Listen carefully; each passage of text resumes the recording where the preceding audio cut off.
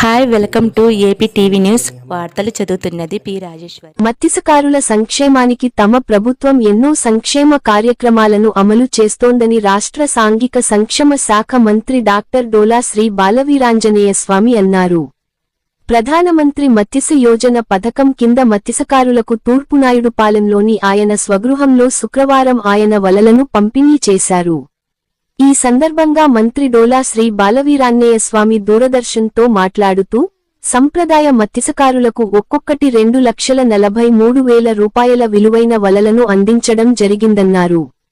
త్వరలోనే మత్స్యకారులకు బోట్లు, ఇంజన్లు కూడా అందజేయనున్నట్టు ఆయన తెలిపారు.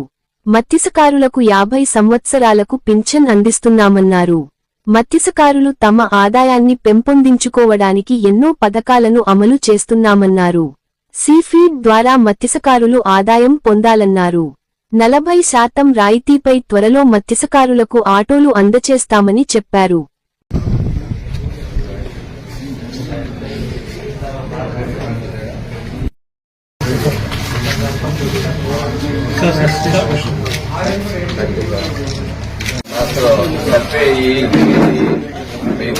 మ్యాక్సిమం కాలువలు కప్పి ముఖ్యమంత్రి ఇచ్చే కార్యక్రమం ఇచ్చేసేయండి.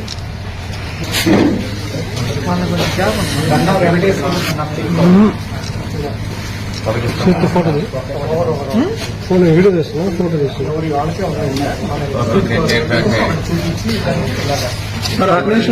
సార్ సార్ అర్థమైంది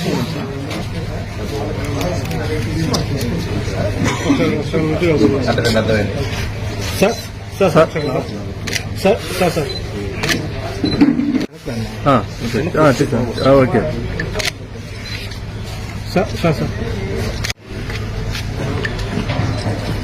ఓకే సార్ సార్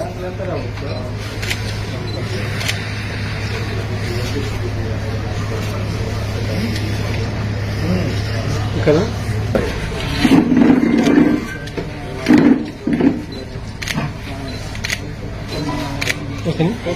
సబ్సిడీస్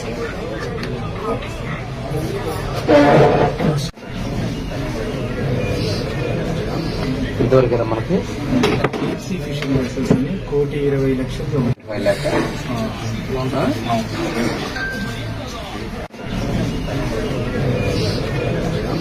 ఇంతవరకు మనకి అంతే కదా. ప్రధానమంత్రి మత్స్య సంపద యోజన కింద ఈరోజు సాంప్రదాయ మత్స్యకారులకి వలలు పంపిణీ చేయడం జరిగింది. 7గురికి ఈరోజు ఒక్కోటి యూనిట్ కాస్ట్ 2,43,900 రూపాయలు. అదేవిధంగా ప్రభుత్వం వచ్చిన తర్వాత మత్స్యకారులకి మళ్ళా రేపు ఒక బోట్లు కూడా 15 యూనిట్లు ఇంజన్లు కూడా పంపిణీ చేయబోతున్నాం.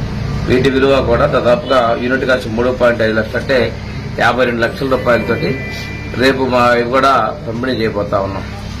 ఒకసారి చూసుకుంటే మత్స్యకారులకు ఏదైనా చేసిందంటే అదొక తెలుగుదేశం ఎన్డీఏ ప్రభుత్వంలో చేశాం. 31 కేజీల బియ్యం ఇస్తున్నటువంటి పరిస్థితుల్లో వాళ్ళకి ఆ రోజున 4,500 రూపాయలని మనం మత్స్యకార సేవలో ఇవ్వడం జరిగింది. తర్వాత ఇప్పుడు దాన్ని 20,000 రూపాయలు ఇస్తామని చెప్పాం. 20,000 రూపాయలు కూడా వేటకెళ్లే వాళ్ళందరూ కూడా ఇవ్వడం జరిగింది.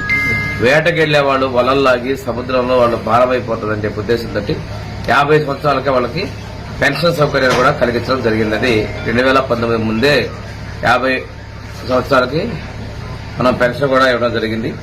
ఈ విధంగా మత్స్యకారులకి బోట్లు, వలలు, అవుట్ బోట్ మోటార్లు ఇవన్నీ కూడా మనం ఎప్పుడూ కూడా పెద్ద ఎత్తున ఇవ్వడం జరిగింది.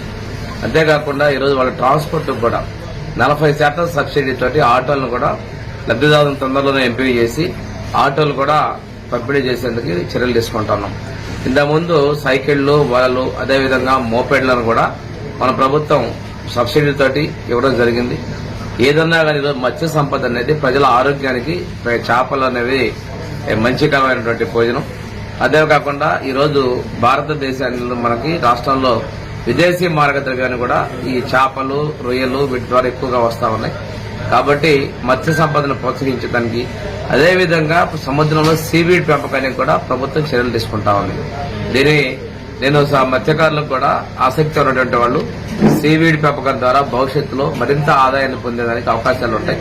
మీరు పూర్తిగా వీటన్నిటికీ మనం మారి ఎక్కువగా సంపద సృష్టించుకోవాల్సిన అవసరం ఉంది. దీంతో పాటు కూడా ఇక్కడ మనకి మత్స్యకార సొసైటీలో కూడా చెరువుల మీద ఆ రోజు హక్కులు కల్పించడం జరిగింది. ఆ మత్స్యకార సొసైటీల వాళ్ళకు కూడా చేపలు పెంపుకోవడం, ఆదాయం పెంపించే విధంగా మీరు చర్యలు తీసుకోవాలని చెప్పేసి మీరు భాగస్వాములు కావాలని చెప్పి కోరుకుంటూ నేను సెలవు తీసుకుంటాను.